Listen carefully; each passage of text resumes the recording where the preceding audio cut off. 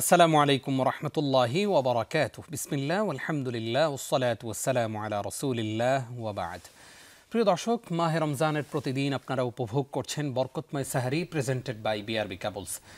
আজকের পর্বে আপনাদের সঙ্গে আছি আমি নিজাম বিন মুহিব। প্রিয় দর্শক, প্রতিদিন আমরা একটি গুরুত্বপূর্ণ বিষয়ে দুইজন আলোকিত মানুষের কাছ থেকে আলোকিত হয়ে থাকি। তিনি আমাদেরকে ওই বিষয়ের উপরে দুইজন বিদগ্ধ স্কলারই গুরুত্বপূর্ণ আলোচনা উপহার দিয়ে থাকেন। যথারীতি আজকেও আমরা দুইজন প্রিয় স্কলারকে আমন্ত্রণ জানিয়েছি। চলুন আজকের সম্মানিত অতিথিদ্বয়ের সঙ্গে আপনাদেরকে শুরুতেই পরিচয় করিয়ে দিচ্ছি। আমাদের আমন্ত্রণ গ্রহণ করে স্টুডিওতে এসেছেন আন-নূর ইনস্টিটিউট ফর আল আজহার এডুকেশনের সম্মানিত প্রতিষ্ঠাতা চেয়ারম্যান মুহতারাম শেখ লুৎফর রাব্বি আফনান আল আজহারি। আসসালামু আলাইকুম ওয়া রাহমাতুল্লাহ। ওয়ালাইকুম আসসালাম ওয়া রাহমাতুল্লাহ। শেখ আহলান ওয়া সাহলান, আপনাকে স্বাগত জানাচ্ছি আমাদের আয়োজনে। ধন্যবাদ আপনাকেও। প্রিয় দর্শক, আমাদের সঙ্গে রয়েছেন আরও একজন সম্মানিত অতিথি, মাদ্রাসাতুল হিদায়া ফেনীর সম্মানিত প্রতিষ্ঠাতা চেয়ারম্যান শেখ মুফতি মুহাম্মদ আলী। আসসালামু আলাইকুম ওয়া রাহমাতুল্লাহ। ওয়ালাইকুম আসসালাম ওয়া রাহমাতুল্লাহি ওয়া বারাকাতুহু। শেখ কেমন আছেন? জি আলহামদুলিল্লাহ, জাযাকাল্লাহ খাইর। বারাকাল্লাহু ফিক। আপনাকেও আমাদের বরকতময় সাহারির গুরুত্বপূর্ণ আয়োজনে স্বাগত জানাচ্ছি। মাশাআল্লাহ, বারাকাল্লাহু ফিক। প্রিয় দর্শক, আজকে আমরা শেখদের কাছ থেকে একটি গুরুত্বপূর্ণ বিষয় আলোচনা শুনতে চাই, আর তা হচ্ছে যাদের রোজা মূল্যহীন। আমরা জানি যে আমরা অনেকেই রোজা রাখি, কিন্তু রোজা রেখে সিয়ামরত অবস্থায় এমন অনেক কাজ করি যেগুলো আসলে শুধুমাত্র উপবাস থাকা ছাড়া আর কিছুই হয় না, কোনো লাভ হয় না। সেই বিষয়গুলো নিয়ে আলোচনা করবেন দুইজন স্কলার। চলুন প্রিয় দর্শক, আলোচনা শুরু করি। শুরুতেই শেখ লুৎফর রাব্বি আফনান, আপনার কাছে আমাদের প্রশ্ন, কাদের রোজা মূল্যহীন? ধন্যবাদ আপনাকে। চমৎকার একটি বিষয় আমাদেরকে আজকে রমজান মাসে নির্বাচন করেছে আলোচনার জন্য। আসলে আল্লাহ তাআলা আমাদের উপর সিয়ামকে ফরজ করেছেন, যেমনটি আল্লাহ তাআলা কোরআনের মধ্যে বলেছেন যে লাআল্লাকুম তাত্তাকুন, তোমরা তাকওয়া অর্জন করতে পারো, আল্লাহর ভয় অর্জন করা। আর আল্লাহর ভয় তাকওয়া যখন একজন মানুষের মধ্যে থাকবে, সে আল্লাহর নিকট সবচেয়ে দামি এবং সম্মানিত। যেমনটি আল্লাহ বলেছেন ইন্না আকরামাকুম ইনদাল্লাহি আতকাকুম, যে আল্লাহর নিকট সবচেয়ে সম্মানিত ব্যক্তি হচ্ছে যে সবচেয়ে বেশি তাকওয়া অর্জনকারী। তো এই রমজান এবং সিয়াম হচ্ছে, বা রমজানের প্রত্যেকটি আমল, সেটা সিয়াম, তারাবি এবং অন্যান্য ইবাদাত, সবগুলোই সামষ্টিকভাবে তাকওয়ার পথে আমাদেরকে এগিয়ে নিয়ে যায়। তো এই তাকওয়া মানে হচ্ছে আল্লাহকে ভয় করা।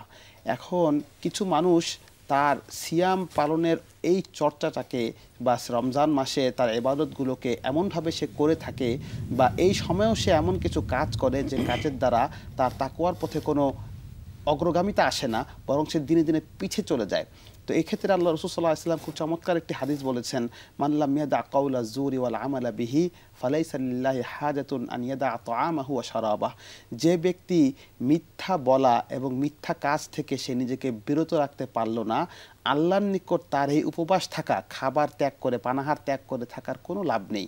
আল্লাহ তাআলা কখনোই চান না তার বান্দাকে কষ্ট দিতে। বান্দাকে এই যে উপবাসের যে একটি চর্চা, এই চর্চা আল্লাহ তাআলা দিয়েছেন যেন বান্দা তার অন্তরের মধ্যে তাকওয়া এবং আল্লাহর ভয়কে ধারণ করে সে পাপাচার থেকে, অন্যায় কাজ থেকে বিরত থাকার একটি প্রশিক্ষণ এবং অনুশীলন করতে পারে। কিন্তু বান্দা যখন তার এই খাবারের কষ্ট সহই এই অনাচারগুলো করে, খারাপ কাজগুলো করে, তো আল্লাহর নিকট এটা কোনো মূল্য থাকে না। এজন্য আমাদেরকে এই বিষয়গুলো খেয়াল রাখতে হবে। আশা করি আমাদের দর্শকরা খেয়াল রাখবেন, এবং সিয়ামরত অবস্থায় এমন কাজ আমরা করব না যে কাজের কারণে আসলে রোজার ক্ষতি হয়। আমরা জানতে চাই শেখ মুফতি মুহাম্মদ আলী, আপনার কাছে, সিয়াম পালন করলাম, রোজা অবস্থায় আছি, থুতু গিলছি না যে রোজা যদি ভেঙে যায়, আমরা ঘুমাচ্ছি না দীর্ঘক্ষণ যে রোজা যদি হালকা হয়ে যায়, অথচ ওই মানুষটাই রোজা রেখে মানুষকে কষ্ট দিচ্ছে, ওই মানুষটাই ওজনে কম দিচ্ছে, ওই মানুষটাই পণ্যে ভেজাল দিচ্ছে, খাবারের মধ্যে ভেজাল দিচ্ছে, ইফতারিতে ভেজাল দিচ্ছেন, তার রোজার কি অবস্থা?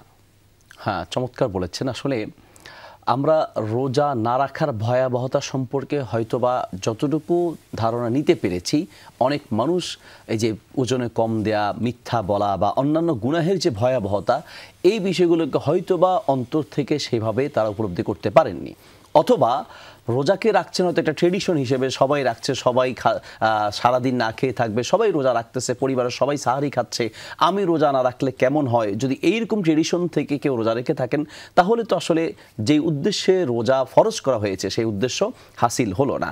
তো আমি এই ক্ষেত্রে আপনার এই কথার সাথে যে কথা বলতে চাই তা হচ্ছে যে অবশ্যই আমাদের রোজা, আমরা যেমন পানাহার বর্জন করছি, আমরা রোজা ভঙ্গকারী বিষয় থেকে যেমন বেঁচে থাকতেছি, ঠিক তেমনি রোজা হালকা করে দেয় বা রোজার সওয়াব কমিয়ে দেয় বা রোজার হক পরিপূর্ণ আদায় করতে দেয় না, এই সব বিষয়গুলো আমাদের জানা উচিত।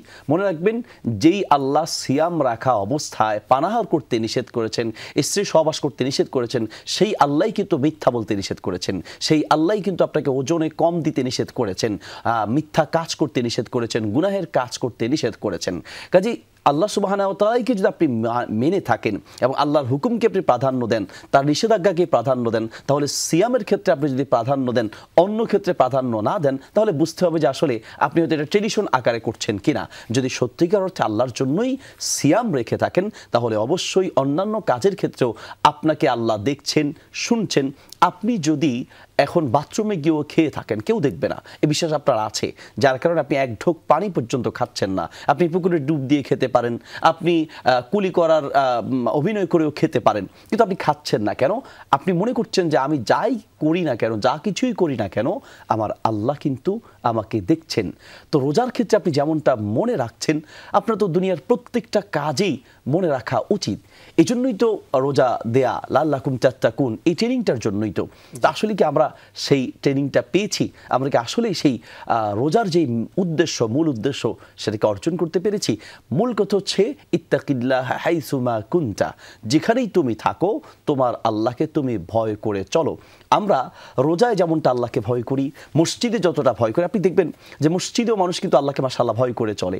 রোজা রাখা অবস্থায় মাশাআল্লাহ কতটা ভয় থাকলে, রং বেরঙের খাবার ইফতার সামনে থাকা সত্ত্বেও সে এক ঢোক, এত পিপাসা, জিহ্বা বের হয়ে যাচ্ছে, এরপরেও সে এক ঢোক পানি খাচ্ছে না, এই ভয়ে যে আল্লাহ সুবহানাহু ওয়া তাআলা আমাকে আদেশ দেননি, তার হুকুম নেই, তার নিষেধাজ্ঞা রয়েছে। তাহলে আপনি এক্ষেত্রে যদি মেনে থাকেন তাহলে অন্য ক্ষেত্রেও মনে রাখা উচিত যে আপনার প্রত্যেকটা কাজের হিসাব আল্লাহ দেখছেন এবং হিসাব নেবেন। খুবই গুরুত্বপূর্ণ বিষয় আমাদের সামনে উপস্থাপন করলেন আমাদের প্রিয় স্কলার। আসুন প্রিয় দর্শক, আমার রোজা এত কষ্ট করে আমি না খেয়ে থাকলাম সারাটা দিন, কিন্তু সেই রোজার কোনো মূল্যই আমি আল্লাহর কাছে পেলাম না, তাহলে কি লাভ হলো? এই না খেয়ে থাকার মধ্যে আসলে কি ফায়দাটা হলো?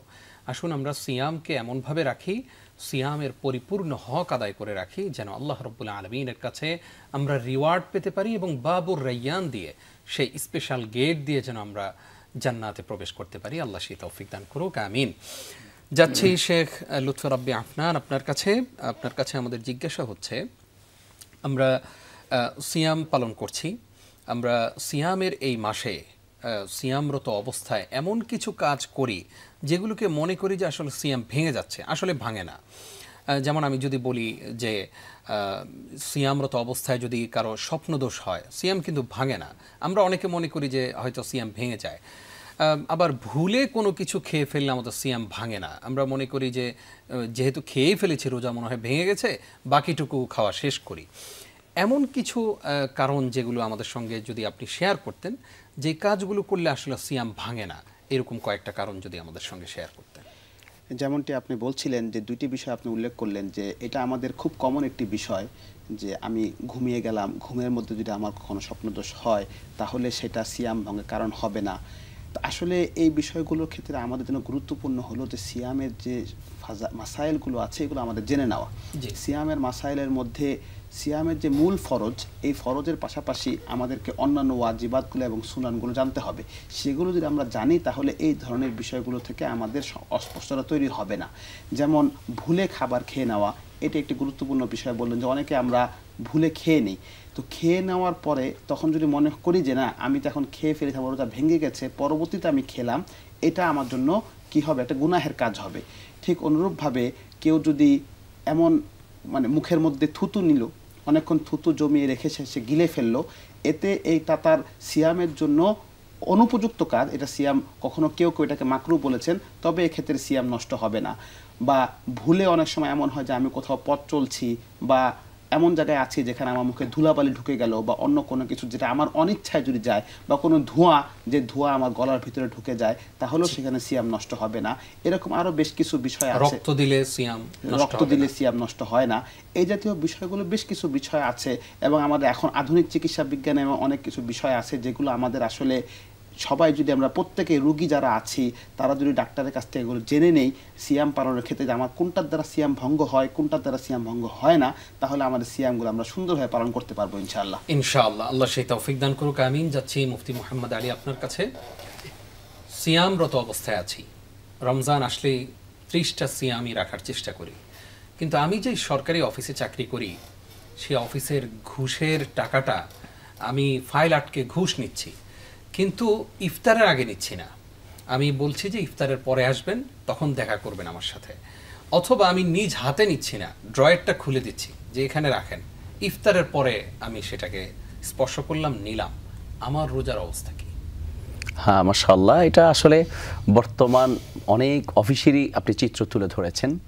সত্যি কথা বলতে আমরা হয়তো মনে করি যে রোজা রাখা অবস্থায় এই হারাম কাজগুলো করা যাবে না, রোজার বাহিরে করা যাবে। নিষেধাজ্ঞার এই বিষয়গুলো, ঘুষ নেওয়া যেটা আপনি বললেন, সুদের টাকা নেওয়া বলেন, বা এরকম হারাম কোনো কিছু অর্জন করা, এটা শুধুমাত্র রোজা রাখা অবস্থায় নিষেধ নয়, বরং রোজা এবং রোজার বাহিরে সর্ব অবস্থায় নিষেধ। আল্লাহ সুবহানাহু ওয়া তাআলা এমন নন যে তিনি শুধুমাত্র রোজা রাখা অবস্থায় বান্দার এই বিষয়গুলো দেখেন, রোজার বাহিরে দেখেন না। বিষয়টা কিন্তু এরকম নয়, বরং আমরা কোরআন মাজিদে পাই আল্লাহ সুবহানাহু ওয়া তাআলার ব্যাপারে তিনি নিজেই বলেন, লা তা'খুযুহু সিনাতুন ওয়ালা নাওম। আল্লাহ সুবহানাহু ওয়া তাআলা এমন রব, তিনি কখনো ঘুমান না এবং তার কখনো ঘুমের তন্দ্রা বা ঝিমুনি পর্যন্ত আসে না যে একটু ঝিমিয়ে পড়লেন, একটু ঘুমিয়ে পড়লেন, ঠিক সেই মুহূর্তে আপনি ঘুষের টাকাটা নেবেন, এমন কোনো সুযোগ কিন্তু কোনো বান্দা বা পৃথিবীর মানুষের জন্য রাখা হয়নি। কাজে আপনি কখন আপনি অন্যায়টা করবেন। এছাড়াও আল্লাহ সুবহানাহু ওয়া তাআলা এমন এমন সাক্ষী রেখেছেন, কিয়ামতের মাঠে কেউ কেউ বলবে যে আল্লাহ, আমি আমার ছাড়া আমি অন্য কারো সাক্ষী আমি মানি না। তাফসীরকারগণ বলেন যে তারা সাক্ষী মানতে চাইবে না, যেহেতু বলবে যে সে ছিল না, কিভাবে সে সাক্ষী দিচ্ছে। তখন আল্লাহ সুবহানাহু ওয়া তাআলা তার অঙ্গ প্রত্যঙ্গের মুখ খুলে দিবেন। ইয়াউমা তাশহাদু আলাইহিম আলসিনাতুহুম ওয়া আইদিহিম ওয়া আরজুলুহুম বিমা কানু ইয়াকসিবুন। সে যা করছে, তার হাত, পা, চোখ, নাক, কান, এক কথায় তার প্রতিটি অঙ্গ প্রত্যঙ্গই তার বিরুদ্ধে কিন্তু কিয়ামতের মাঠে সাক্ষী দিবে, এবং তার প্রত্যেকটা কর্ম কিন্তু রেকর্ড হচ্ছে। এমন নয় যে এটা রোজার সময় চালু থাকে, ক্যামেরা চালু আছে, আর রোজা শেষ ক্যামেরা বন্ধ হয়ে যাবে, এমন ক্যামেরা নয়। আল্লাহ সুবহানাহু ওয়া তাআলা এমন ক্যামেরা লাগিয়ে দিয়েছেন, যেই ক্যামেরায় অনবরত প্রতিটা সেকেন্ডে সেকেন্ডে কখনো এটা বন্ধ হয় না, এবং এটার চার্জ শেষ হওয়ার সম্ভাবনা নেই। হ্যাঁ, চার্জ শেষ হবে সেই দিন বন্ধ হবে যেই দিন আপনার মৃত্যু ঘটবে। সেই ক্যামেরা কোথায়? আল্লাহ তাআলা বলেন, ওয়া কুল্লা ইনসানিন আলজামনাহু তাইরাহু ফি উনুকিহি। প্রত্যেকটা মানুষের গলায় আল্লাহ সুবহানাহু ওয়া তাআলা রেকর্ডার ফিট করে দিয়েছেন। সেখানে ভয়েস রেকর্ড হচ্ছে, ভিডিও রেকর্ডও হচ্ছে। আমি মাঝে মাঝে চিন্তা করি যে আল্লাহ তাআলা হাতে বলতে পারতেন। হাতে যদি বলতো তাহলে কি হতো, যে ডান হাতে থাকলে বাম হাতে ঘুষের টাকা নিত, আর ডান হাতটা পকেটে ঢুকিয়ে রাখতো, লুকিয়ে রাখতো। আর যদি ডান হাতে থাকতো তাহলে বাম হাত দিয়ে নিত। কিন্তু আল্লাহ সুবহানাহু ওয়া তাআলা বলছেন যে তোমার কণ্ঠনালীতে, গলায় আমি রেকর্ডার ফিট করে দিয়েছি। পৃথিবীর মানুষের রেকর্ডারে ভুল হতে পারে, ক্যামেরায় ভুল হতে পারে, ক্যামেরায় যান্ত্রিক ত্রুটি হতে পারে, কিন্তু আল্লাহ সুবহানাহু ওয়া তাআলা এমন রেকর্ডার ফিট করে দিয়েছেন যেই রেকর্ডার কখনোই চার্জ কমে যাবে না, কখনোই যান্ত্রিক ত্রুটি হবে না। প্রত্যেকটা কর্ম আমাদের রেকর্ড হচ্ছে, রোজার বাহিরে, প্রতিটা সেকেন্ডে, প্রত্যেকটা মুহূর্তে। কাজে আমাদের এই কথা মনে রাখা উচিত। এবং আপনি যে জমির উপরে দাঁড়িয়ে অন্যায় করছে, সেই জমির আপনার বিরুদ্ধে সাক্ষী দিবে, ফেরেশতারা আপনার বিরুদ্ধে সাক্ষী দিবে। তাহলে আপনি আমি এই কথাগুলো মনে রাখলে কি করে আমরা সেই নিষিদ্ধ জিনিস গ্রহণ করি? আল্লাহ সুবহানাহু ওয়া তাআলা আমাদেরকে এই হারাম থেকে বাঁচার তৌফিক দান করুন। জাযাকাল্লাহ খাইর। যাব এবার শেখ লুৎফর রাব্বি আফনান আপনার কাছে। কেউ যদি সিয়ামরত অবস্থায় তার প্রেমিকার সঙ্গে কথা বলে, বা প্রেমিকা তার প্রেমিকের সঙ্গে কথা বলে, যেটাকে আমরা অবৈধ সম্পর্ক নামে অবহিত করতে চাই, তো সেই সম্পর্ক যখন কন্টিনিউ করে, চ্যাটিং করে, মেসেজিং করে, ভয়েস মেসেজ আদান প্রদান করে, দেখা সাক্ষাৎ করে, শারীরিকভাবে তারা জড়িয়ে যায়, তাদের সিয়ামের অবস্থা কি? এরপরে যদি বলে যে আমি রোজাদার, বা ইফতার করার জন্য গার্লফ্রেন্ডকে নিয়ে ইফতারি করতে কোনো একটা রেস্টুরেন্টে ঢুকলো, এই রোজার অবস্থা কি? দেখুন, আসলে যখন মানুষ একটি গুনাহের মধ্যে লিপ্ত হয়ে যায়, তখন সে আসলে নেক আমলের স্বাদ থেকে বঞ্চিত হয়। আর গুনাহের সবচেয়ে বড় খারাপের দিক হচ্ছে যে মানুষের মধ্যে আল্লাহ তাআলার ভীতি দূর হয়ে যায় এবং নেক আমলের স্বাদ থেকে সে বিনষ্ট হয়ে যায়, বরং গুনাহকে সে স্বাদ পাওয়া শুরু করে। তো এই জন্য শয়তানের ধোকায়, এই জন্য হাদিসের মধ্যে যখন এসেছে যে রমজান মাস যখন শুরু হয় তখন শয়তানকে বন্দি করে দেওয়া হয়, কিন্তু মানুষের নফস কিন্তু তার সাথে আছে। মানুষের নফস যখন তার সাথে আছে, তো নফসের প্রবণতা সে যদি এরকমভাবে বিভিন্ন গুনাহের মধ্যে লিপ্ত হয়, তাহলে এটা তার জন্য অত্যন্ত দুঃখজনক।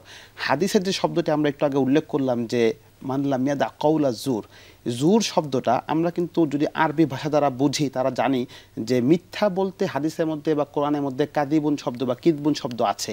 এখানে জুর শব্দটা আল্লাহ রাসূল কেন ব্যবহার করলেন? জুর শব্দের ব্যাখ্যাতে মুহাদ্দিসিনে কেরাম অনেকগুলো কথা বলেছেন, যেটা এমন একটি শব্দ যে শব্দের মধ্যে সকল প্রকার গুনাহের মূল সূত্রকে ঢুকিয়ে দেওয়া হয়েছে। আপনি যে প্রসঙ্গটি উল্লেখ করলেন যে একজন মানুষ সিয়াম পালন করছেন, কিন্তু সিয়াম পালন করা অবস্থায় তিনি একটি অবৈধ সম্পর্কের সাথে যুক্ত আছেন, এবং এইটাকে তিনি, অনেকে আবার এখানে একটা ভুল ঘটে যে আমি তো তাকে নেক আমলের প্রতি উদ্বুদ্ধ করছি, তাকে আমি নামাজের জন্য উঠাচ্ছি, তাকে সিয়াম পালন করার জন্য জাগাচ্ছি, এটাই একটা শয়তানের নেক সুরতে ধোঁকা যে উঠেছো। হ্যাঁ, তো এইভাবে শয়তানের ধোঁকায় পড়ে তিনি একটি ভালো কাজকে বা খারাপ কাজকে কি করছে, মানে ভালো মনে করছে। এদের ব্যাপারে সূরা কাহফের শেষ আয়াতের মধ্যে বলা হয়েছে যে আল্লাহ তাআলা বলছেন যে ক্ষতিগ্রস্ত কারা, যারা কি মনে করে কোনো গুনাহের কাজকে নেক কাজ মনে করছে। তো এই জন্য আল্লাহ তাআলা আমাদেরকে হেফাজত করেন যে আমরা যেন এইভাবে কোনো খারাপকে খারাপ না ভেবে ভালো মনে না করি, বরং একজন মুমিনের জন্য প্রয়োজনীয় হচ্ছে বা জরুরি হচ্ছে সে গুনাহকে গুনাহ মনে করা। এই জন্য হাদিস আল্লাহ রাসূল সাল্লাল্লাহু আলাইহি ওয়াসাল্লামকে জিজ্ঞাসা করা হয়েছিল যে গুনাহ কাকে বলে। আল্লাহ রাসূল বলছেন যে মা হাকা ফি সদরিক ওয়া কারিহতা আন ইয়াত্তালি আলাইহিন নাস, যে তোমার মনের মধ্যে কি এটাকে কাটা দেয় যে এটা খারাপ না ভালো, এবং তুমি চাও না যে অন্য মানুষ জানুক। এখন আমি যে আমার অন্য কাজ করছি, বা যে ব্যক্তি তার এই যে কাজগুলো অবৈধ সম্পর্ককে সে কন্টিনিউ করছে রমজান মাসে, তাকে ঘুমের থেকে জাগাচ্ছে, তাকে নিয়ে ইফতারে যাচ্ছে, এটা কি তার পরিবার জানলে খুশি হবে বা তার কোনো অভিভাবক জানলে খুশি হবে? যদি সে খুশি না হয়, তাহলে আল্লাহ তাআলা কিভাবে এটা প্রতি সন্তুষ্ট হবেন? এজন্য এই সমস্ত কাজ থেকে বিরত থাকা অত্যন্ত জরুরি। আশা করি আমাদের গার্ডিয়ানরাও সতর্ক থাকবেন, আমরা প্রত্যেকে যার যার জায়গা থেকে সতর্ক থাকবো। আসলে আমরা অনেক সময় বলি যে আসলে মানুষের সবচেয়ে বড় আদালত হচ্ছে নিজের বিবেক। আমি যদি নিজের বিবেকটা কাজে লাগাই যে আমি কি আসলে এই কাজটা ঠিক করছি কিনা, তাহলে উত্তর চলে আসবে, আমাদেরকে কারো নাসিহা প্রয়োজন নেই। আল্লাহ তাআলা আমাদেরকে বুঝার তৌফিক দান করুক, আমিন। যাচ্ছি মুফতি মোহাম্মদ আলী আপনার কাছে। কেউ যদি সিয়ামরত অবস্থায়, এই যে আমাদের শিক্ষা ব্যবস্থাকে যেভাবে ঢেলে সাজানো হয়েছে, আমরা দেখি যে রমজানেই বেশিরভাগ পরীক্ষা, রমজানই অনেক বিশ্ববিদ্যালয় পরীক্ষা, অনেক স্কুল খোলা থাকে একদম 27 পর্যন্ত। তাহলে এই যে বাচ্চারা যারা নতুন রোজাদার, তাদের সিয়াম পালন করতে কষ্ট হয়, যারা বিশ্ববিদ্যালয়ে পড়াশোনা করেন, কলেজে পড়াশোনা করেন, তাদের সিয়াম পালন করতে কষ্ট হয়, এরপর অনেকে রোজা ভেঙে ফেলেন, তাহলে এই দায়ভার আসলে কার? হ্যাঁ, মাশাআল্লাহ। শিক্ষা ব্যবস্থার ক্ষেত্রে যারা দায়িত্বশীল রয়েছেন তাদের অবশ্যই এক্ষেত্রে মনে রাখা উচিত যেন তার শিক্ষার চাপের কারণে, বাচ্চাদের পড়ালেখার এই চাপের কারণে তার সিয়াম রাখতে গিয়ে সে যেন কোনো কষ্টের সম্মুখীন না হয়, অথবা সে সিয়াম রাখতে গিয়ে এই পড়ালেখার চাপের কারণে সিয়াম ভেঙে ফেলতে হয়, এই পর্যায়ে যেন না যায়। বরং রমাদান মাসে প্রত্যেক ব্যক্তির উচিত, প্রত্যেক দায়িত্বশীল ব্যক্তির উচিত তাদের অধীনস্থ যারা থাকবে তাদের ব্যাপারে একটু শিথিল করে দেওয়া, যাতে করে ইবাদত সে ভালো করে পালন করতে পারে। বাকি সব শিক্ষার ব্যাপারে কিন্তু আপনার সাথে আমি হয়তো একটু দ্বিমত পোষণ করবো, সেটা হচ্ছে সব শিক্ষাই কিন্তু এই ক্ষেত্রে ছাড় দিয়ে দিলে অনেক সময় এমন হবে যদি পড়ালেখার ব্যবস্থা না থাকে, বাচ্চারা আরো খারাপ পথে চলে যাবে। যেমনটা আপনি একটু আগেই বলছিলেন যে অনেক তরুণ যুবকেরা দেখা যাচ্ছে যে সিয়াম রাখা অবস্থায় বিভিন্ন পার্কে ঘুরতে যাচ্ছে, বিভিন্ন গার্লফ্রেন্ড বয়ফ্রেন্ড একে অপরের সাথে ঘুরতে যাচ্ছে। এই সুযোগটা পাচ্ছে কেন? যদি সেখানে সময় বেশি পায় তাহলে শয়তান তো অন্য কুমন্ত্রণা দিতে পারে। এই জন্য শিক্ষার ব্যবস্থা রাখা, যেমন মাদ্রাসাগুলোতে রমাদান মাসে বিভিন্ন কোর্স হয়ে থাকে, বিভিন্ন ধরনের প্রোগ্রাম হয়ে থাকে, পড়ালেখার ব্যবস্থা থাকে, এতে করে কি হয় যে বরং দিন চর্চার একটা সুযোগ থাকছে। আমি বলবো যে শিক্ষা ব্যবস্থা যেটাই থাকুক, রমাদান মাস যেহেতু একটু গুরুত্বপূর্ণ মাস, এখানে দিন শিক্ষার চর্চাটা বেশি হোক। অন্য দুনিয়াবী শিক্ষা থাকতে পারে, কিন্তু এই শিক্ষার চাপ, যাওয়া আসার চাপ, প্রতিষ্ঠানের চাপ এমনটা যেন না হয় যাতে করে সে মানসিকভাবে ভেঙে পড়বে বা সিয়াম ভেঙে ফেলতে চাইবে, এরকম কঠিন মুহূর্ত যেন সৃষ্টি না হয়। এই জন্য দায়িত্বশীলদের ভূমিকা পালন করা উচিত।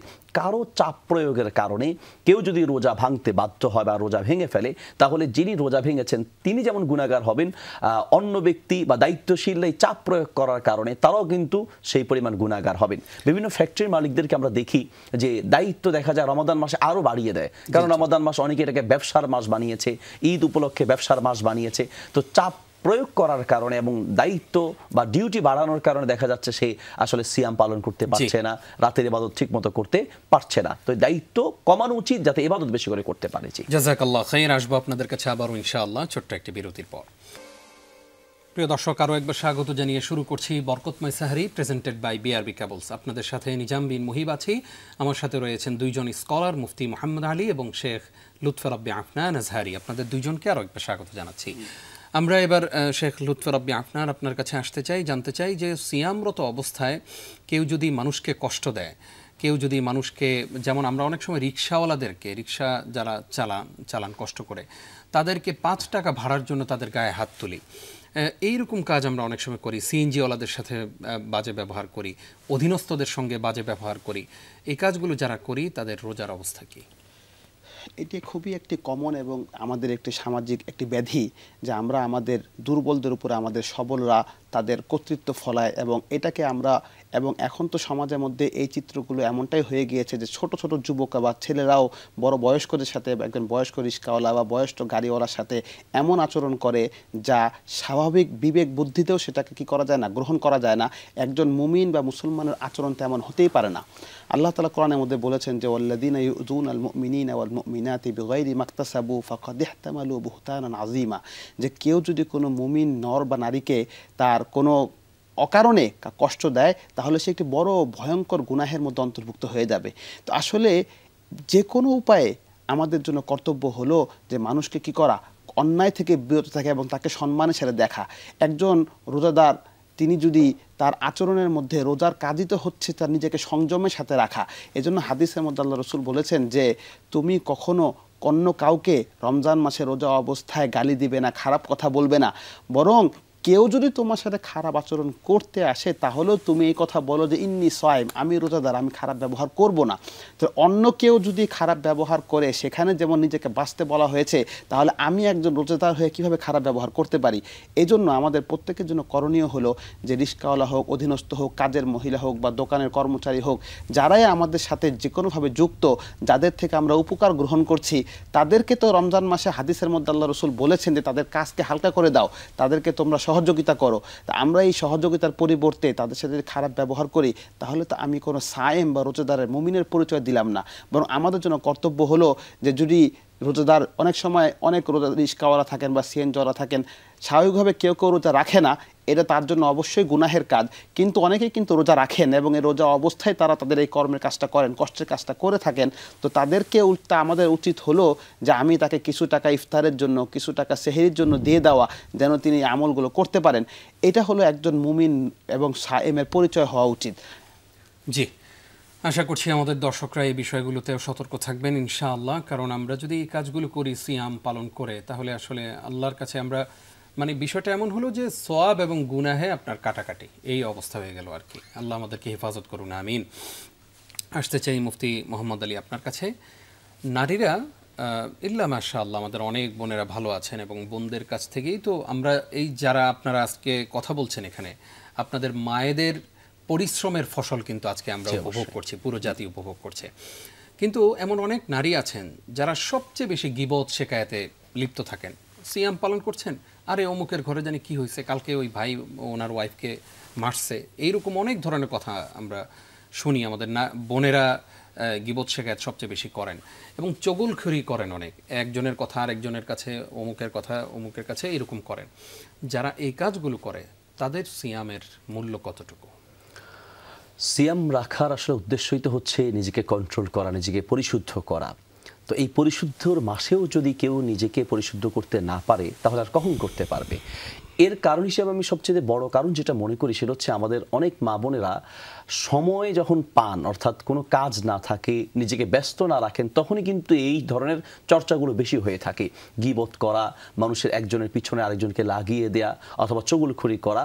এই জন্য আমার পরামর্শ থাকবে যে প্রত্যেক মা বোনের উচিত নিজেকে দিনই কাজে ব্যস্ত করে রাখা। বিশেষ করে এই যে রমাদান মাস, এই মাসে সবসময় নিজের মুখে জিকির আজকার রাখা। সে যখন সুবহানাল্লাহ, আলহামদুলিল্লাহ, আল্লাহু আকবার, লা ইলাহা ইল্লাল্লাহ এই ধরনের তাসবিহ তাহলিলগুলো মুখে অনবরত রাখবে, তখন কিন্তু আরেকজনের গীবত মুখ থেকে বের হওয়ার সুযোগই পাবে না। এই ব্যাপারে আমাদের খুব সতর্ক থাকা উচিত। সুবহানাল্লাহ, নবী সাল্লাল্লাহু আলাইহি ওয়াসাল্লাম বলেছেন পৃথিবীর মানুষ সবচেয়ে বেশি জাহান্নামে যাওয়ার কারণ কিন্তু এই মুখ। নবী সাল্লাল্লাহু আলাইহি ওয়াসাল্লাম প্রশ্ন করেছেন, আতাদরুনা মা আকসারু মা ইদখুলুন নাস আন-নার, তোমরা কি জানো অধিকাংশ মানুষ জাহান্নামে কেন যাবে? এরপর রাসূল সাল্লাল্লাহু আলাইহি ওয়াসাল্লাম নিজেই জবাব দিয়েছেন, আল আজওয়াফান, দুটি অঙ্গের কারণে অধিকাংশ মানুষ জাহান্নামে যাবে। এক নম্বরে আল ফামু, মুখের কারণে, দুই নম্বরে আল ফারজু, লজ্জাস্থান। তাহলে মুখের কারণে অধিকাংশ মানুষ জাহান্নামে যাবে। আমি যেন সেই জাহান্নামীদের পথের প্রতীক হয়ে না যাই, এই জন্য জিহ্বার ব্যাপারে প্রতিটি মায়ের সতর্ক থাকা উচিত। এবং আবু বকর রাদিয়াল্লাহু আনহুর মতো এত বড় সাহাবী, খলিফাতুল মুসলিমিন, সুবহানাল্লাহ, তিনি একদিন নিজের জিহ্বা ধরে টানছেন। নিজের জিহ্বা ধরে টানতে দেখে পাশের একজন জিজ্ঞেস করলেন, মা হাযা ইয়া খলিফাতা রাসূলিল্লাহ, হে আল্লাহর রাসূলের খলিফা, আপনি এটা কি করছেন? নিজের জিহ্বা আপনি নিজে টানছেন। তখন রাসূল সাল্লাল্লাহু আলাইহি ওয়াসাল্লাম বললেন, রাসূল সাল্লাল্লাহু আলাইহি ওয়াসাল্লামের সাহাবী খলিফা আবু বকর রাদিয়াল্লাহু আনহু বললেন, হাযাল্লাযী আওরাদানিল মাওয়ারিদ, এই জিহ্বাই তো আমাকে জীবনে বিপদে ফেলে দিয়েছে, ধ্বংস করে দিয়েছে। জিহ্বা যে কত বড় মারাত্মক, আপনাকে জাহান্নামে নিয়ে যেতে পারে যেমন, ঠিক তেমনি এই জিহ্বা কিন্তু আপনাকে জান্নাতের পথেও নিয়ে যেতে পারে। কাজেই আমরা যদি জিহ্বার মধ্যে, মুখের মধ্যে সবসময় জিকির, আসকার, তিলাওয়াত, তাসবিহ, তাহলিল ইত্যাদি অনবরত রাখি, তখন আমরা আরেকজনের গীবত করার সুযোগ পাবো না। নবী সাল্লাল্লাহু আলাইহি ওয়াসাল্লাম বলেছেন, মান লাম ইয়াদা কাওলা যুর ওয়াল আমালা বিহি ফালাইসা লিল্লাহি হাজাতুন ফি আন ইয়াদা তাআমাহু ওয়া শারাবাহু। আপনি পানাহার ত্যাগ করলেন, আপনি সিয়াম ভঙ্গকারী সহবাস ত্যাগ করলেন, তারপরে আপনি পানাহার ত্যাগ করলেন, কিন্তু আপনি গীবত, শিকায়াত, চগলখড়ি এগুলো ত্যাগ করতে পারলেন না, তাহলে সিয়াম হয়ে গেলেও সিয়ামের যে পরিপূর্ণ ফজিলত সেটা থেকে আপনি অবশ্যই বঞ্চিত হবেন। সিয়াম কিন্তু আপনাকে শুধুমাত্র পানাহার থেকে বিরত রাখতে চায় না, সিয়াম চায় আল্লাহর সমস্ত নিষেধাজ্ঞার যত কাজ আছে প্রত্যেকটা কাজ থেকে আপনি বিরত থাকবেন। আর সেই চর্চার জন্যই মূলত রমাদান মাস এবং সিয়ামের ব্যবস্থাপনা। যদি আমরা এই সিয়ামের পরিপূর্ণ ফজিলত পেতে চাই, আমরা যেমন আমাদের লজ্জাস্থান হেফাজত করব, সহবাস করব না, আমরা যেমন খাবারের ক্ষেত্রে আমরা নিজেদেরকে পানাহার থেকে বিরত রাখবো, ঠিক তেমনি আমাদের জিহ্বা দিয়ে কারো মিথ্যা, কারো বিরুদ্ধে কোনো চগলখড়ি করা থেকেও আমরা বিরত থাকবো। নবী সাল্লাল্লাহু আলাইহি ওয়াসাল্লাম বলেছেন, তাজিদুনা শাররান নাস ইয়াতি হাউলা বিওয়াজহিন ওয়া ইয়াতি হাউলা বিওয়াজহিন, পৃথিবীর সবচেয়ে নিকৃষ্ট প্রাণী, কুকুর, শূকর, যত নিকৃষ্ট জানোয়ার আছে সবগুলোর চেয়ে নিকৃষ্ট বলেছেন যে একজনের কথা আরেকজনকে বলে যারা অশান্তি সৃষ্টি করে। এই ধরনের মানুষ কিন্তু পরিবারে বেশি লাগে না। একটা ম্যাচের কাঠি যেমন পুরো এলাকা জ্বালিয়ে দিতে পারে, একজন চগলখোর একটা পরিবার শেষ করে দিতে পারে, একটা সমাজ ধ্বংস করে দিতে পারে, বহু মসজিদ মাদ্রাসার কমিটিতে মারামারি লাগিয়ে দিতে পারে। এই জন্যই ইসলাম এই বিষয়টাকে খুব গুরুত্ব দিয়েছে, যেন আপনার দ্বারা অশান্তি সৃষ্টি না হয়, আপনার দ্বারা যদি একটা অশান্তির আগুন জ্বলে ওঠে, এই জন্য শুধুমাত্র তারা ক্ষতিগ্রস্ত হবে তা নয়, সবচেয়ে বড় ক্ষতিগ্রস্ত হবেন আপনি, শুধু আখিরাতে নয় এই দুনিয়াতে আপনি ক্ষতিগ্রস্ত হবেন। নবী সাল্লাল্লাহু আলাইহি ওয়াসাল্লাম বলেছেন, লা ইয়াদখুলুল জান্নাতা কাত্তাত ওয়া ফি রিওয়ায়াতিন নাম্মাম, যারা চগলখড়ি করে তারা জান্নাতে প্রবেশ করবে না। খুবই অ্যালার্মিং আমাদের জন্য। আমাদের দর্শক শ্রোতারা আজকের এই আলোচনা থেকে সতর্ক হবেন, বিশেষ করে আমাদের বোনদের পাশাপাশি আসলে আমাদের পুরুষরাও কোনো অংশে কম নয়। আমরা অফিসে একজনের কথা আরেকজনের কাছে বলি, আমরা বসের কাছে ভালো সাজার জন্য আমরা আরেকজন কলিগের দোষ ত্রুটিগুলো সেগুলো তুলে ধরি, লুকিয়ে লুকিয়ে বলি, চেষ্টা করি বসের কাছে ভালো থাকার। বাস্তবতা হলো যে বস কিন্তু আপনি যেই লোকের বদনাম আপনার বসের কাছে করছেন, বস কিন্তু একটা সময় আপনাকেও ভালোভাবে দেখবে না এবং আপনাকেও জানবে যে আপনি আরেকজনের কথা বসের কাছে বারবার এসে বলছেন।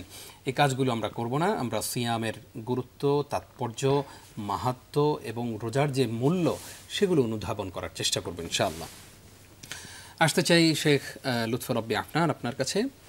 সিয়ামরত অবস্থায় আমাদের অনেক ব্যবসায়ীদেরকে আমরা দেখি যে দোকানে কাস্টমার নাই, কানে হেডফোন লাগিয়ে গান শুনছে, অফিসে কাজ নেই, বাস হেডফোন লাগিয়ে উনি গান শুনছেন, এইরকম যারা সিয়ামরত অবস্থায় না খেয়ে আছেন সারাটা দিন কিন্তু গান শুনছেন অবারিত, এক একটা প্রেমের গান, শিরকের গান, এই রোজাদারদের অবস্থা কি? দেখুন, আসলে আমরা আজকে যে আমাদের যে শিরোনাম, যে আমাদের যাদের রোজা মূল্যহীন, আসলে রোজা মূল্যহীন কখন হয়? যখন সেই রোজার মধ্যে আল্লাহ তাআলার নিকটবর্তী হওয়ার কোনো উপকরণ না থাকে, তখন সেটা আর কি থাকবে না, মূল্য থাকবে না। আমাদের জীবনের সকল কাজ যদি আমি আল্লাহর জন্য করতে পারি তখন, এবং সেটার মাধ্যমে যদি আমি আল্লাহর নৈকট্য অর্জন করতে পারি, তাহলে আমার জীবনটা কি হবে, সুন্দর হবে, এবং আমার এই ইবাদত আল্লাহর দিকে যাবে। হাদিসের মধ্যে আল্লাহ রাসূল সাল্লাল্লাহু আলাইহি ওয়াসাল্লাম রমজানের যে ফজিলত বলেছেন এবং অন্যান্য যে ইবাদতের যে মৌসিমগুলো আমাদেরকে দিয়েছেন, এজন্য হাদিসে বলা হয়েছে যে ইন্না লিল্লাহি নাফাহাত, আল্লাহ তাআলা কিছু অফার আমাদেরকে দিচ্ছেন, কিছু সুযোগ আমাদেরকে দিয়েছেন। হাদিস আল্লাহ রাসূল বলেন আলা ফাতাআররাদু লাহা, তোমরা সেই সুযোগগুলো গ্রহণ করো। আজকে যে ব্যবসায়ী তিনি রমজান মাসে ব্যবসা করার জন্য কিন্তু অনেক আগে থেকে প্রস্তুতি নিয়েছেন, তিনি আরও 1 মাস আগে থেকে রমজানের প্রস্তুতি গ্রহণ করেছেন, মাল সম্পদ নিয়েছেন যে তিনি রমজানে কি করবেন, একটু অতিরিক্ত লাভ করবেন। তো একজন মুমিন হিসাবে আমার যে রমজানে যে করণীয়, আমি ব্যবসা করব, এই ব্যবসাটা আমাকে হালালভাবে করতে হবে, এই হালালভাবে ব্যবসাটা আমার জন্য একটা ইবাদত হবে। কিন্তু আমার যে ফারেক সময়টা আছে, আমি যে সময়টাকে কি করছি, এখন ব্যয় করছি, হাদিস আল্লাহ রসুল বলেছেন যে তুমি 5টা সময় আসার আগে 5টা সময় কি গুরুত্ব দাও, ইকতানিম খামসান কবলা খামসিন। এর মধ্যে একটা বলা হয়েছে ফারাগা কবলা শুগলিক, যে তোমার ব্যস্ত হওয়ার আগে তুমি তোমার অবসর সময়কে মূল্য দাও। আমি যখন ব্যস্ত হয়ে যাব, এই ব্যস্ত হওয়ার মধ্যে দিনই কাজের ব্যস্ততা হতে পারে, এটাই উদ্দেশ্য। দুনিয়াবী কাজে যদি আমি ব্যস্ত হই বা কোনো গুনাহের কাজে ব্যস্ত হই, সেটা তো আমার জন্য গুনাহের দিকে চলে যাবে। আমি যদি সাধারণ মুবাহ বা বৈধ কাজের ব্যস্ততার মধ্যেও লেগে যাই, তাহলেও তো আমি আল্লাহর নিকটবর্তী হওয়ার কোনো আমল করতে পারছি না। এখন আমার সুযোগ আছে যে আমি কোরআন তেলাওয়াত করতে পারি, জিকিরের মধ্যে ব্যয় করতে পারি। আসলে রমজান মাসটা তো দেওয়া হয়েছে ইবাদতের জন্য। আমাদের বুজুর্গদের ব্যাপারে আমরা জানতে পারি, ইমাম মালিক রহমতুল্লাহি আলাই, যিনি ইমামু দারুল হিজরা ছিলেন, মদিনার ইমাম ছিলেন, তিনি সারা বছর হাদিসের দর্শ দিতেন এবং তার দর্শে লক্ষ লক্ষ ছাত্ররা উপস্থিত হতেন। তার ব্যাপারে পাওয়া যায় যখন রমজান শুরু হতো, তিনি সব দর্শ, সব ক্লাস বন্ধ রেখে তিনি ইবাদতের মধ্যে মগ্ন হয়ে যেতেন, কোরআন তেলাওয়াতে মগ্ন হয়ে যেতেন। ইমাম আবু হানিফা রহমতুল্লাহি আলাই, তিনি কুফার একজন স্বনামধন্য ব্যবসায়ী ছিলেন। তো এত বড় ব্যবসায়ী হওয়ার পরও তিনি ব্যবসায়ী, আজকে আমাদের ওনার পর্যায়ে ব্যবসায়ীরা হয়তো কোরআন শরীফ খোলারও সময় পাচ্ছেন না, কিন্তু ওনার ব্যাপারে বলা হয় যে তিনি রমজান মাসে নামাজের মধ্যেই 60 খতম কোরআন শরীফ পড়তেন। তাহলে এর বাইরে আরও কত তেলাওয়াত করতেন তারা। আমরা যারা আজকে ব্যবসায়ী বা চাকরিজীবী আছি, আমাদের উচিত তাদের এই জীবন আদর্শ থেকে আদর্শ গ্রহণ করা। জাযাকাল্লাহ খাইর। আসবো আপনাদের দুইজনের কাছে আবারও ইনশাআল্লাহ ছোট্ট একটি বিরতির পর। প্রিয় দর্শক, আপনারা দেখছেন বরকতময় সেহরি প্রেজেন্টেড বাই বিআরবি কেবলস। অনুষ্ঠানের এই পর্যায়ে ছোট্ট একটি বিরতি নিচ্ছি, আশা করছি আমাদের সঙ্গেই থাকবে। প্রিয় দর্শক, আরও একবার স্বাগত জানিয়ে শুরু করছি বরকতময় সেহরি প্রেজেন্টেড বাই বিআরবি কেবলস। আজকে আমরা গুরুত্বপূর্ণ একটি বিষয় আলোচনা শুনছি, আর তা হচ্ছে যাদের রোজা মূল্যহীন। আলোচনা করছেন মুফতি মুহাম্মদ আলী এবং শেখ লুৎফে রাব্বি আফনান। আপনাদের দুইজনকেই আবারও স্বাগত জানাচ্ছি। মুফতি মুহাম্মদ আলী উস্তাজ, আপনার কাছে আমাদের প্রশ্ন, আমাদের জানতে চাওয়া হলো, অনেকেই সারা বছর তো ওয়াদা পালন করেই না, রমজান আসলেও ওয়াদা দেন কিন্তু ওয়াদা পালন করেন না। একজনের কাছ থেকে টাকা ঋণ নেন, সেই ঋণ সময় মতো পরিশোধ করেন না, বা কোনো একটা কথার আমানত তার কাছে রাখা হলো, সেই আমানত উনি খেয়ানত করে ফেলেন। সেই মানুষদের আচরণগুলোর ব্যাপারে ইসলাম কি বলেছে? হ্যাঁ, মাশাআল্লাহ, রমাদান মাসে আমরা অনেকেই তওবা করি এবং আল্লাহর কাছে ক্ষমা চাই। আর তাছাড়া রমাদান মাসই তো ক্ষমা পাওয়ার মাস। নবী সাল্লাল্লাহু আলাইহি ওয়াসাল্লাম বলেছেন, মান আদরাকা রমাদান, যে রমাদান পেল অথচ ফালাম ইউগফার লাহ, নিজের গুনাহ মাফ করাতে পারলো না, তার জন্য রাসূল সাল্লাল্লাহু আলাইহি ওয়াসাল্লাম কিন্তু বদদোয়া করেছেন। আমরা রমাদান মাসে ক্ষমা চাই, তওবা করি, কিন্তু তওবা যে কীভাবে করতে হবে, একটা পয়েন্ট আমরা অনেকে মিস করি। সেই পয়েন্টটা হচ্ছে, আপনি আল্লাহ সুবহানাহু ওয়া তাআলার কাছে ক্ষমা পেতে হলে অবশ্যই মানুষের পাওনা পরিশোধ করতে হবে। যার কাছ থেকে আপনি ওয়াদা করে টাকা নিয়েছেন ফেরত দিবেন, এই অর্থ বা মানুষের পাওনা যদি আপনি ফেরত না দেন, তাহলে আপনি যদি কাবার গিলাফ ধরে 10 বছরও কাঁদেন, আপনার কিন্তু গুনাহ মাফ হবে না। নবী সাল্লাল্লাহু আলাইহি ওয়াসাল্লাম কত কঠিন ভাষা বলেছেন, কুতিলা সুম্মা উহিয়া, কুতিলা সুম্মা উহিয়া, কুতিলা সুম্মা উহিয়া, 3 বার বলেছেন যে একজন ব্যক্তি যদি তিনবার জীবিত হলো, তিনবার শহীদ হলো, আবার জীবিত হলো, আবার শহীদ হলো, আবার জীবিত হলো, আবার শহীদ হলো, এইভাবে তিনবার জীবিত হয়ে তিনবারও যদি শহীদ হয় তার সমস্ত অপরাধ ক্ষমা হবে, কিন্তু মানুষের পাওনা ক্ষমা হবে না। কিন্তু এই ব্যাপারে আমাদের কেন যেন খুবই অসতর্কতা। নবী সাল্লাল্লাহু আলাইহি সাল্লাম এই যে ওয়াদা ভঙ্গের সবচেয়ে বড় একটা কারণ হলো মানুষের কাছে ঋণগ্রস্ত থাকা। এই জন্য তিনি প্রায় দোয়া করতেন, আল্লাহুম্মা ইন্নী আউযু বিকা মিনাল মা'সামি ওয়াল মাগরাম, আল্লাহ আমি গুনাহ থেকে মুক্তি চাই এবং আমি ঋণ থেকে মুক্তি চাই। তখন রাসূল সাল্লাল্লাহু আলাইহি সাল্লামকে প্রশ্ন করা হলো যে আপনি ঋণ থেকে মুক্তি চান, এত বেশি ঋণ থেকে বেঁচে থাকার দোয়া কেন করেন? তখন নবী সাল্লাল্লাহু আলাইহি ওয়াসাল্লাম বললেন, ইযা উগরিবা রাজুল, মানুষ যখন ঋণগ্রস্ত হয় তখন মানুষ ওয়াদা খেলাপ করে, ওয়াদা ভঙ্গ করে। এই কারণে আমাদের উচিত হচ্ছে যতদূর সম্ভব মানুষের সাথে ঋণ বা এই লেনদেন না রাখা, অর্থাৎ টাকা ধার না নেওয়ার চিন্তা করা উচিত। কিন্তু আমরা দেখি অনেক মানুষ একদম প্রয়োজন ছাড়াও তার চলতে পারছে, তারপরেও ধার নেয়। অনেক ক্ষেত্রে আমরা খুব বিব্রত বোধ করি যে এমন এমন মানুষ টাকা ধার চেয়ে বসে যে আপনি মানে না বলতে পারবেন না, কিন্তু আপনি এটাও জানেন যে দেওয়ার পরে এটা হয়তো বা ফিরে পাওয়ার সম্ভাবনা নেই। কিছু মানুষের কালচার এবং স্বভাব হয়ে দাঁড়িয়েছে অহেতুক মানুষের কাছ থেকে ঋণ করা। আপনার বিল্ডিং একতলা আছে না, আপনি এরপরে ব্যাংক থেকে ঋণ নেবেন, মানুষ থেকে ঋণ নিয়ে দোতলা করার চেষ্টা করবেন। আপনার এই একতলাই যথেষ্ট না, অতিরিক্ত ফ্যাশনের জন্য আমরা অনেক সময় মানুষের কাছ থেকে টাকা ধার নিয়ে থাকি। মানুষের পাওনা আপনি যদি পরিশোধ না করে যান তাহলে আপনার মনে রাখা উচিত যে কিয়ামতের মাঠে আল্লাহ সুবহানাহু ওয়া তাআলা এই অপরাধ ক্ষমা করবেন না। নবী সাল্লাল্লাহু আলাইহি সাল্লাম যার তার জানাজা পড়াতেন না। আমাদের দেশে এই যে ওয়াদা ভঙ্গকারী, এই যে টাকা বেড়ে দেওয়া, এই যে মানুষের টাকা ধার নিয়ে না দেওয়া, এই চর্চাটা বন্ধ করার ক্ষেত্রে আমরা ওলামায়ে কেরাম কিছু ভূমিকা রাখতে পারি। ইমাম, মুয়াজ্জিন, খতিব, মসজিদের দায়িত্বশীলরা কিছু ভূমিকা রাখতে পারি। নবী সাল্লাল্লাহু আলাইহি সাল্লাম কিন্তু যার তার জানাজা পড়াতেন না। কোনো জানাজার খাট সামনে আসলে তিনি প্রথম প্রশ্ন করতেন, আলাইহি দাইনুন, এই লোকটার কাছে কেউ পাবে কিনা, কোনো পাওনাদার আছে কিনা, ঋণ আছে কিনা। যদি বলতো হ্যাঁ আছে, নবী সাল্লাল্লাহু আলাইহি সাল্লাম বলতেন, সল্লু আলা আখিকুম লা উসাল্লি, তোমরা তার জানাজা পড়াও, আমি নবী সাল্লাল্লাহু আলাইহি ওয়াসাল্লাম তার জানাজা পড়াবো না।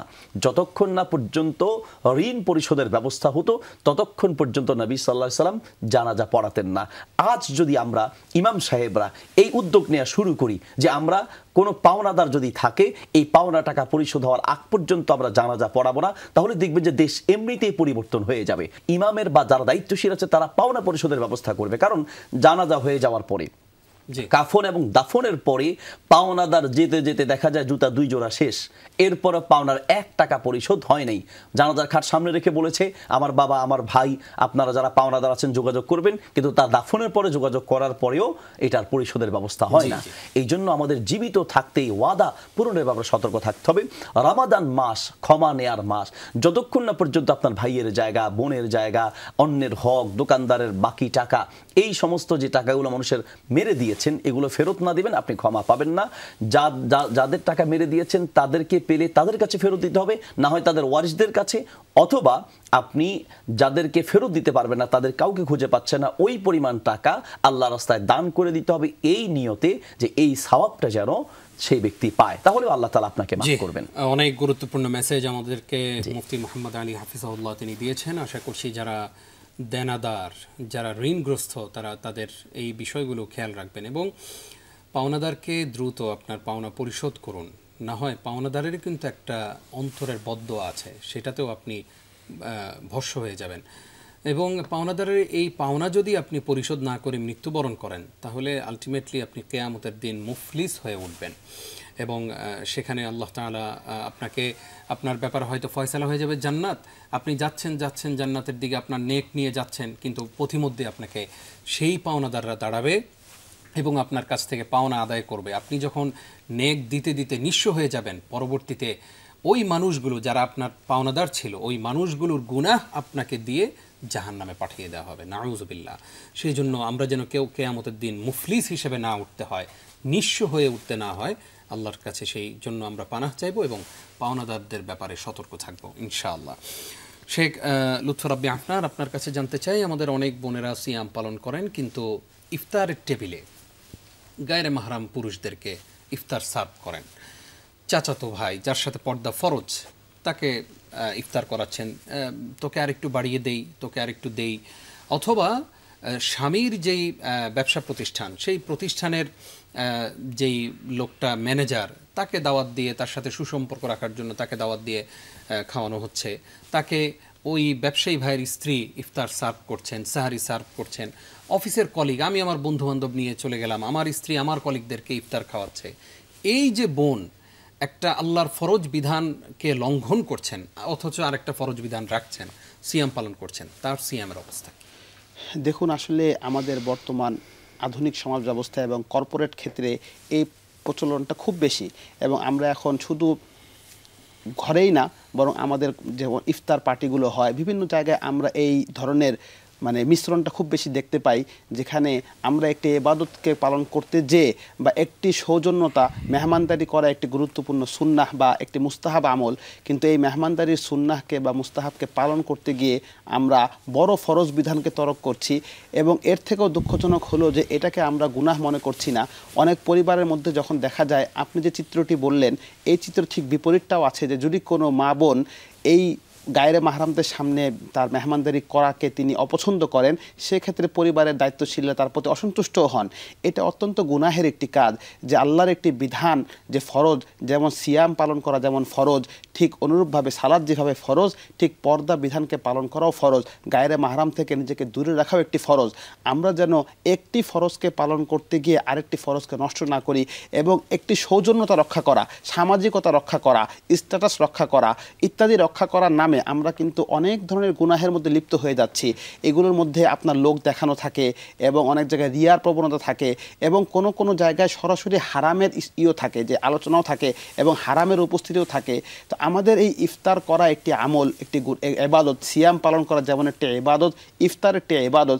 ইবাদতের ভিতরে ইবাদতকে পালন করতে যেন আমরা কোনো গুনাহের মধ্যে যুক্ত না হয়ে যাই, এই জন্য আমাদের সতর্ক থাকতে হবে। পাশাপাশি ঠিক বিপরীতটাও আমি বলছি, যারা এই সতর্কতা পালন করেন তাদেরকে আমাদের সহযোগিতা করতে হবে। যে সমস্ত মা বোনরা পর্দার ব্যাপারে যথেষ্ট সচেতন, তাদেরকে তাদের পরিবারের দায়িত্বশীল যারা আছেন তাদেরকে সহযোগিতা করতে হবে, যেন তারা আরও পর্দার প্রতি আসতে পারেন। এটা আমাদের জন্য অত্যন্ত জরুরি। আশা করছি আমাদের দর্শকরা সেই বিষয়গুলো খেয়াল রাখবেন। এবার একটি গুরুত্বপূর্ণ বিষয় আমরা জানবো মুফতি মুহাম্মদ আলী হাফিজাহুল্লাহর কাছে। আমাদের কাছে অভিযোগ আসে, আপনি যেহেতু একটি মসজিদে খুতবা দেন, আমাদের সেই সুযোগ হয় মাঝে মাঝে আল্লাহ তৌফিক দিলে, তো অনেকে প্রশ্ন করেন যে স্ত্রী সিয়াম পালন করতে চায়, স্ত্রী সিয়ামরত অবস্থায় আছে, কিন্তু স্বামী তার সাথে দাম্পত্য সম্পর্ক স্থাপন করতে চায় এবং করে, অনেক সময় জোর করে।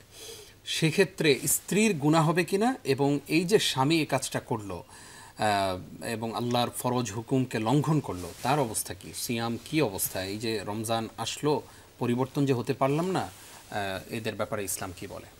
ইনশাআল্লাহ এক্ষেত্রে আসলে নবী সাল্লাল্লাহু আলাইহি ওয়াসাল্লাম একটি প্রসিদ্ধ হাদিস রয়েছে, তিনি বলেন ইন্নাল্লাহা ওয়াদা আন উম্মতি আল খাতা ওয়ান নিসিয়ান ওয়া মাস্তুকরিহু আলাইহি। কার উপরে যদি বাধ্য হয়ে কোনো অন্যায় করানো হয় তাহলে সেই ক্ষেত্রে আল্লাহ তাআলা তাকে ক্ষমা করে দিবেন।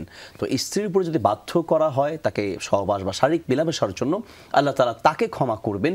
কিন্তু স্ত্রীর যদি কোনো সমর্থন থাকে, সাপোর্ট থাকে, তাহলে অবশ্যই তিনিও গুনাহগার হবেন। আর যেই স্বামী এখানে তার উপরে চাপ প্রয়োগ করছেন, এর চেয়ে বড় জালেম আর কেউ হতে পারে না। কারণ একটা সাধারণ মানুষের উপরে জুলুম করা আর একজন রোজাদার উপরে জুলুম করা, বা একটা আল্লাহর বিধানের বিপরীতে গিয়ে বিধানরত অবস্থায়, সিয়ামরত অবস্থায় এই ইবাদতের মুহূর্তে জুলুম করা, এই দুই জুলুম কিন্তু এক নয়। জুলুমের শাস্তি আল্লাহ তাআলা খুব দ্রুত দেন। এর মধ্যে এই ধরনের শাস্তিগুলো তো এটা বড় ধরনের শাস্তির সম্মুখীন সে হবে। তো এই জন্য আমাদের প্রথম পরামর্শ থাকবে এই বোনকে, যে তার হাজব্যান্ডকে তিনি এইভাবে তৈরি করে নেবেন, এইভাবে বুঝিয়ে নেবেন। একজন স্ত্রী যদি ইচ্ছে করে তার স্বামীকে দ্বীনের পথে আনতে, তাহলে অবশ্যই সে অনেকটা এগিয়ে নিতে পারবে। নবী সাল্লাল্লাহু আলাইহি ওয়াসাল্লাম যেমনটা বলেছেন, আল মারাতু সালিহাতু তুইনু আলা দীনিক, একজন দ্বীনদার স্ত্রী তার স্বামীকে দ্বীনের পথে চলতে সহযোগিতা করে। তাহলে রোজা রাখা অবস্থায় স্ত্রীর সাথে সহবাস করলে এটার যে ভয়াবহতা আছে সেটা তাকে বোঝানো উচিত। পাশাপাশি এই যে সে রোজা বা ভেঙে ফেললো সহবাসের মাধ্যমে, তাহলে কিন্তু তাকে লাগাতার 2 মাস সিয়াম পালন করতে হবে। লাগাতার 60টি রোজা তাকে লাগাতার পালন করতে হবে। একটি রোজা ভাঙার কারণে কিন্তু 60 60টা দিন মানে 2টি মাস তাকে লাগাতার সিয়াম পালন করতে হবে। এর পরেও কি আরেকটা ভাঙে এই 60টা রোজা আবার শুরু করতে হবে, নতুন করে আবার তাকে 60টি রোজা শুরু করতে হবে। এরপরেও কি শুধুমাত্র রোজা রাখলেই তার গুনাহ মাফ হবে না, বরং তাকে তওবা করতে হবে। সে যে অন্যায় করেছে এই অন্যায়ের জন্য তাকে তওবা করতে হবে। গোলাম আজাদ করার সিস্টেম আছে, এটার বিপরীতে কিন্তু এটা আমাদের দেশে এখন বর্তমানে প্রচলিত নেই। তাহলে তাকে লাগাতার 60টি রোজা রাখতে হবে। এই যে একটি রোজা ভাঙলেন, 60টি রোজা রাখলেন, তারপরেও কিন্তু এই রোজাটা রাখার যে সওয়াব বা ফজিলত পরিপূর্ণতা আসবে না। আর সবচেয়ে বড় কথা হচ্ছে যে আপনি আল্লাহ সুবহানাহু ওয়া তাআলার একটা বিধানের বিরুদ্ধে গিয়ে আপনি এটা যুদ্ধের মতো অবস্থানে চলে গেলেন। কার সাথে যুদ্ধ করছেন? সরাসরি এক ধরনের ইসলামের সাথে যুদ্ধ, ইসলামের বিধানের সাথে যুদ্ধ করছেন। কাজেই এই ক্ষেত্রে আমরা ওলামায়ে কেরাম আমরা পরামর্শ দিয়ে থাকি যে স্বামী এবং স্ত্রী যারা বিশেষ করে তরুণ যুবক নতুন বিয়ে করেছেন, আমরা অনেকে মনে করি যে সহবাস করা হারাম, কিন্তু স্ত্রীকে টাচ করা, তার পাশাপাশি বসা বা তাকে আলিঙ্গন করা, জড়িয়ে ধরা তো হারাম নয়। এটা হারাম নয়, ঠিক আছে, জায়েজ, কিন্তু এই জায়েজটা পালন করতে গিয়ে যেন আপনি আবার হারামের পথে চলে না যান।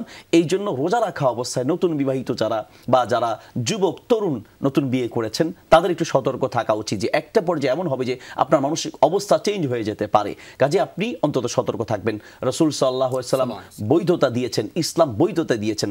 বৈধতা দেওয়ার মানে এই নয় যে আপনি বৈধতার কাছাকাছি গিয়ে আবার হারামে যেতে পারেন। এই জন্য একজন ইমানদার সে সবসময় ফামানিত্তাকা শুবুহাত ফাকাদ ইস্তাবরা লিদীনিহি, যদি এটা অন্য ক্ষেত্রে, কিন্তু এখানেও এই কথাটা ব্যাখ্যা হিসেবে বলা যায়, তা হচ্ছে যে একটা হালাল আর একটা হচ্ছে হারাম। হালালটা আপনি করলেন, জায়েজ আছে, কিন্তু এমন হালালের পথে যাবেন না যে হালালে যাওয়ার পরে আপনাকে হারামে যাওয়ার সম্ভাবনা থাকে। তো স্বামী স্ত্রী উভয়ের, স্ত্রীর ক্ষেত্রে সতর্ক থাকা উচিত যে আমি আমার স্বামীকে যদি সমর্থন দিই, সে আমার কাছাকাছি আসলো, সে আমার পাশাপাশি বসলো, একটা পর্যায়ে গিয়ে যদি আমি সে উত্তেজিত হয়ে পড়ে, আমার উপরে চাপ প্রয়োগ করে, তাহলে সে সহবাস পর্যন্ত চলে যেতে পারে। এই জন্য রমাদান এই বিষয়ে খুব সতর্ক থাকা উচিত। আমাদের কাছে অনেক প্রশ্ন এই ব্যাপারে আসে, আপনার কাছেও আসে নিশ্চয়ই, সকল উলামায়ে কেরামের কাছে আসে, যে আমরা অনেক সময় মানে হতাশ হয়ে যায় যে একজন মানুষ এতটুকু করতে পারে, স্ত্রীর উপর মারধর করে, হাত পা বেঁধে পর্যন্ত এই ধরনের অন্যায়মূলক কাজে লিপ্ত হয়ে যায়। আল্লাহ তাআলা এদেরকে বোঝার তৌফিক দান করুন। আল্লাহুম্মা আমিন। যে বিষয়টা আপনি উপস্থাপন করলেন একদম বাস্তবসম্মত, এবং আমাদের কাছে এরকম অনেক নোটিশ আসে। আল্লাহ তাআলা আমাদেরকে হেফাজত করুন। আমরা অনুষ্ঠানের একেবারেই শেষের দিকে আছি। ছোট্ট করে আপনার কাছে জানতে চাই যে রমজানে সিয়ামরত অবস্থায় আমরা অনেক মানুষকে দান সাদাকাত করি, কিন্তু কখনো কখনো সেই দান করে খোটা দেই, আমাদের অবস্থা কি? দেখুন, আল্লাহ তাআলা কোরআনের মধ্যে বলেছেন যে কওলুন মারুফুন ওয়া মাগফিরাতুন খায়রুম মিন সাদাকাতিন ইয়াতবাউহা আযা, যে তুমি কাউকে একটা ভালো কথা বলো অথবা তার কাছে ক্ষমা চেয়ে নাও, এটা তাকে সৎকার করে খোটা দেওয়ার থেকে অনেক বেশি উত্তম। জি। তো আল্লাহ তাআলা আমাদেরকে হেফাজত করেন যে একজন মানুষ রমজান মাসে রাসূলুল্লাহ সাল্লাল্লাহু আলাইহি ওয়াসাল্লাম হয়ে যেতেন বাতাসের মতো দানশীল। তো সেই বাতাসের মতো দানশীল নবীর উম্মত হয়ে আমি যদি সামান্য 1-2 টাকা দান দিয়ে সেটাকে খোটা দেই, তাহলে এর থেকে হতভাগা মুমিন তার কেউ হতে পারে না। আল্লাহ তাআলা আমাদেরকে হেফাজত করুন। আল্লাহুম্মা আমিন। জাযাকুমুল্লাহ খাইর। আপনারা দুইজন কষ্ট করে সময় দিয়েছেন, অনেক গুরুত্বপূর্ণ বিষয় উঠে এসেছে আপনাদের আলোচনার মাধ্যমে। আল্লাহ তাআলা আমাদেরকে আমল করার তৌফিক দান করুক, আমিন। কষ্ট করে সময় দেওয়ার জন্য আপনাদেরকে ধন্যবাদ জানাচ্ছি। ধন্যবাদ আপনাকে। প্রিয় দর্শক, এতক্ষণ যারা আমাদের সঙ্গে ছিলেন আপনাদেরকেও ধন্যবাদ জানিয়ে শেষ করছি আজকের আয়োজন। আশা করি সতর্ক থাকবেন, প্রত্যেকটা পয়েন্ট অত্যন্ত গুরুত্বপূর্ণ আমাদের জন্য। আপনারা এতক্ষণ দেখছিলেন বরকতময় সাহরি, প্রেজেন্টেড বাই বিআরবি কেবলস। আগামী পর্ব দেখবার আমন্ত্রণ জানিয়ে বিদায় নিচ্ছি আমি নিজাম বিন মুহিব। আসসালামু আলাইকুম ওয়া রাহমাতুল্লাহি ওয়া বারাকাতুহু।